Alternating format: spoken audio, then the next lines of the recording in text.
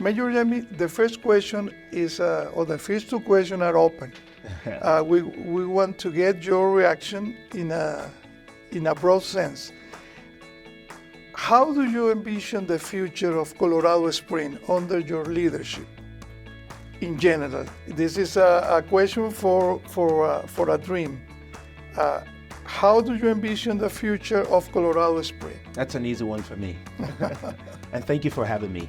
I vow that we will become a city on this vision, that the city of Colorado Springs would be an inclusive, culturally rich, economically prosperous, safe, and vibrant city on a hill that shines brightly. If we do this right, those key four elements about a city that is inclusive, economically, culturally rich, economically prosperous, and safe, that's what I envision for our city. And that vision would drive the activities that we do on behalf of our residents. What is the main initiative that you are taking for fulfilling this vision? So right now, I just released at the beginning of this year my strategic doing framework. And what that is, it's a 2024 action plan, 5 different pillars, 20 different action items on these 5 different pillars. And it's in the area of economic vitality, public safety, our infrastructure, housing solutions, and community activation. So that's what we're working on right now. Let's move on specific issues. Since 2022 or even before, Colorado Springs has been positioned on the news as a place where hate crime happen. Right. The more recent is the in Q Club, but before there was in Planned Parenthood. Right. But how do you are considering some measurement of policies to avoid hate crime or to minimize or to reduce the conditions that facilitate this kind of action?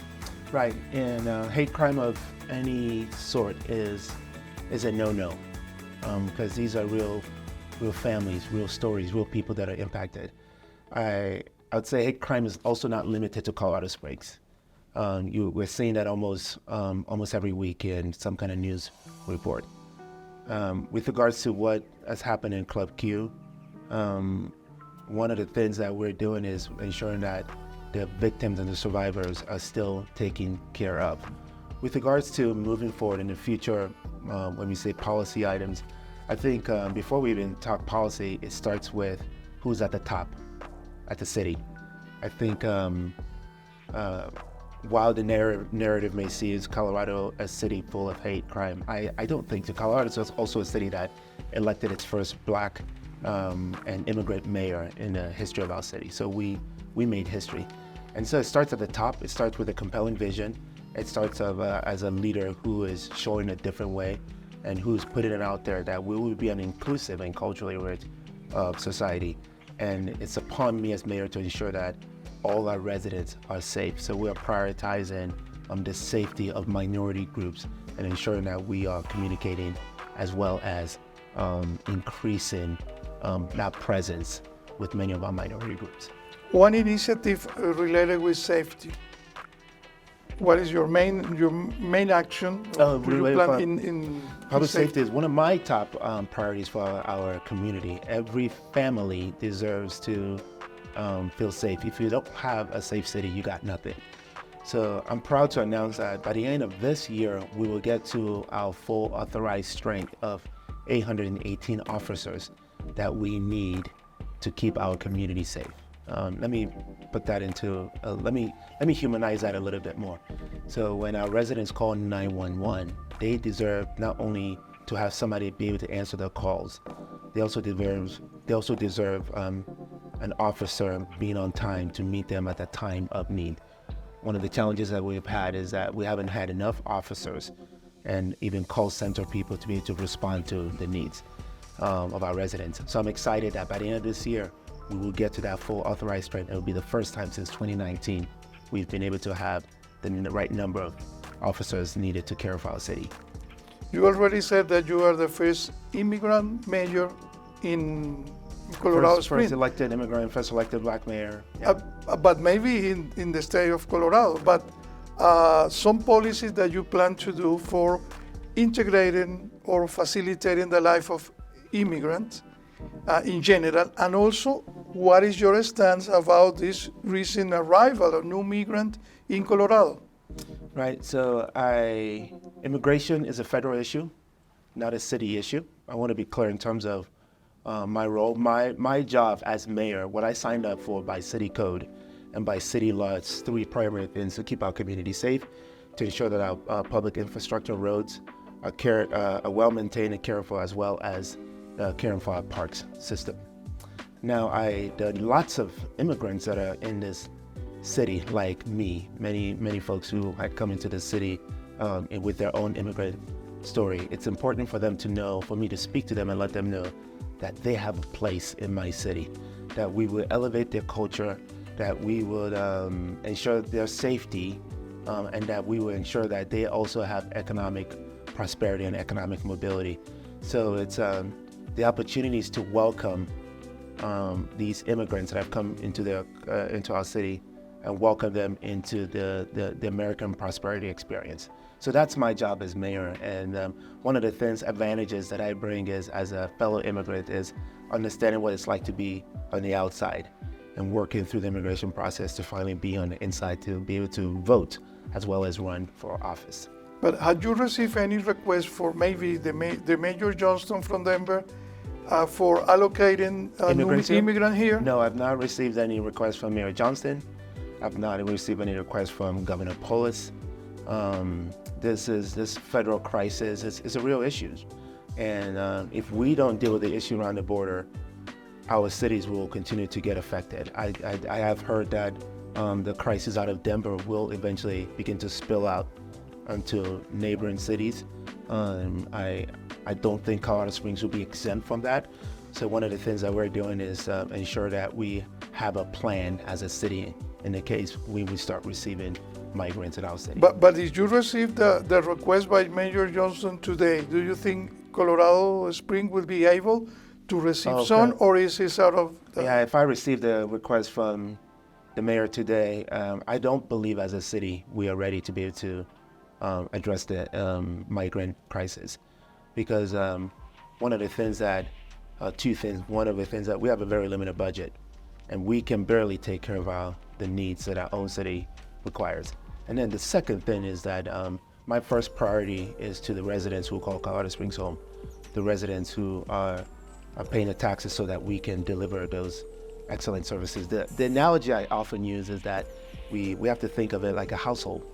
You know, our first priority as parents, as spouses, as family members, is to our own family members and care for them. And then if we're able to do that, it makes it a lot easier to care for our guests that are visiting for the time being. So that's kind of the imagery and the way I think about it. First priority is Colorado Springs resident, and if we have a humanitarian crisis, I call them guests. How do we care for them as well? So it's city can't do it all, but how do we work with other partners to ensure that if we do have a humanitarian crisis, we're not caught off guard. But also you are collaborating with Denver and Aurora on a mental health issue. Right. Could you talk to us about what is the idea of this collaboration and what is the main plan for this partnership? Yeah, partnership is the right word. We are the three largest cities in the state of Colorado, so we carry the three biggest influence because of sheer size of our cities. What's also unique is that along this political spectrum, the three of us mayors all belong to different political parties, or as you may, Denver, approaches. Thank you. Denver's mayor is Democrat, Aurora mayor is Republican, and I'm an independent.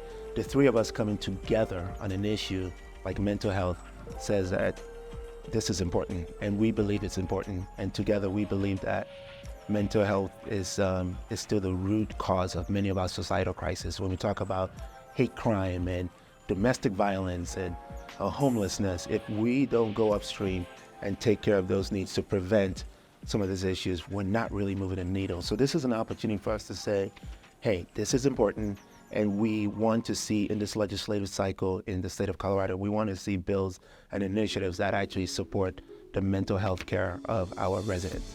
You already mentioned the word homelessness. Yeah.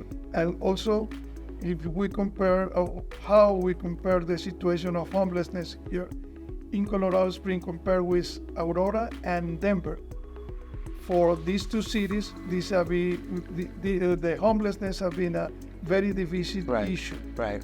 Is a real problem, homelessness here in Colorado Springs? Yes and no. It's yes, because it's a problem like most, just about every city has a homeless crisis or some kind of homeless issue or problem, if I may. It's no, because it's not as bad as some other cities, and no, because we're also making strides. We're moving the needle. I'm proud to report that we're seeing some of the lowest numbers in our homeless population since 2016.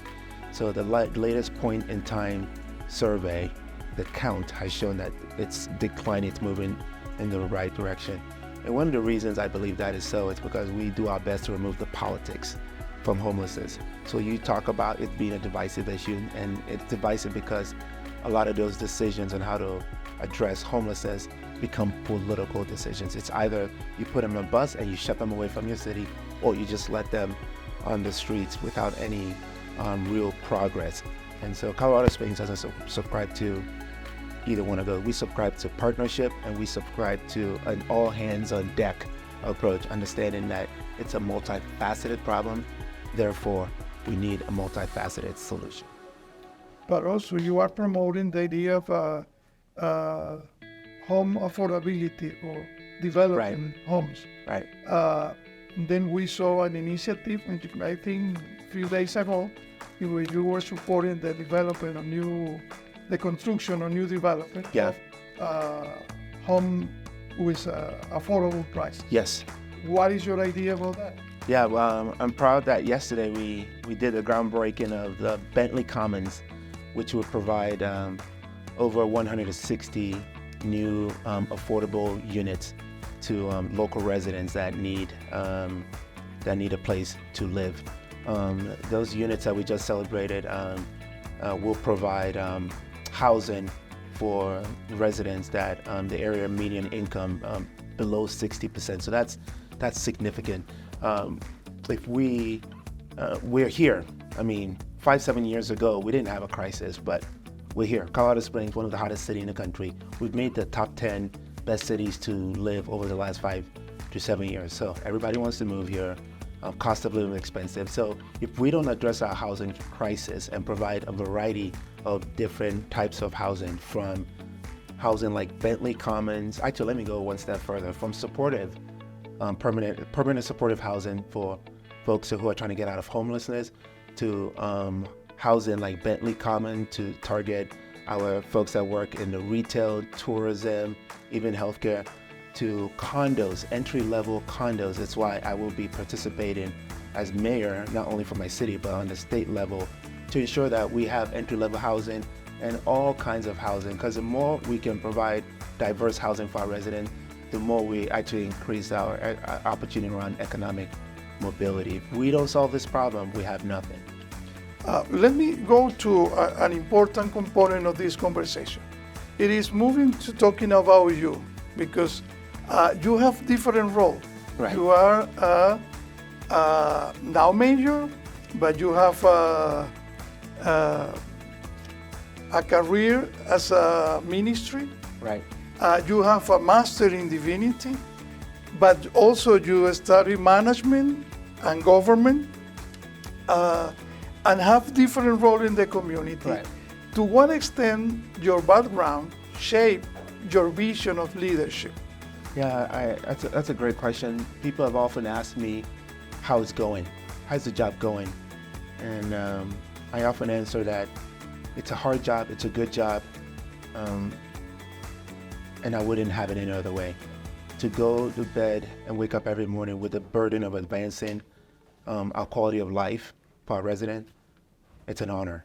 And I do feel one of the reasons why I like it, and I do feel that I'm suited for it, is because of the very thing that you've named. I have a unique background, having been a pastor, having been a business leader, having worked in economic development in government. So it not only makes me relatable, it gives me a great idea of an understanding of our city and the needs. And to now be in this seat and this chair as mayor, where I have to connect with these different sectors and different families in our city. So I am poised to be able to do this job. It's the experience that I bring to this office that my city needs in this season of our city's history. There are an important component also in your role is that you promote the city in any place that you go. So what is the place that you comment about or you present Colorado Springs when you are in maybe a meeting of mayor in Washington, D.C.? Yeah. What do you say? What is the place that you need to visit when you go to Colorado Springs? Yeah, I've often said, both as a mayor candidate, now as mayor, that if you're not at the table, you're going to be on the menu. So it's one of the roles that I'm glad to play and represent. I love this city. I'm so passionate about Colorado Springs, and any opportunity I get to represent and promote the city, that's an easy win for me. And 2 weeks ago, I was in Washington, D.C. with the U.S. Conference of Mayors. You have about 300 mayors in this space. Of course, everyone wants to promote their city, and I'm proudly wearing my city's lapel pin. But I'm glad to say, let's just say in a competition of promoting one city, I'd like to say my visit to D.C. was a strong win. I was able to represent us proudly and well at the White House, to the White House staff, to the president, to the vice president. I had a briefing at the Roosevelt Room with the president's cabinet. I was one of 8 mayors that were given that opportunity. So Colorado Springs it's really at Yes, the but table. what is the place that you need to visit when you are here? Oh gosh, that's hard. I would say that people should visit the second most visited mountain in the world, which is Pikes Peak Mountain. Yeah, that's an iconic place. The hymn and the anthem, America the Beautiful, was inspired by that mountain. So visit America's Mountain.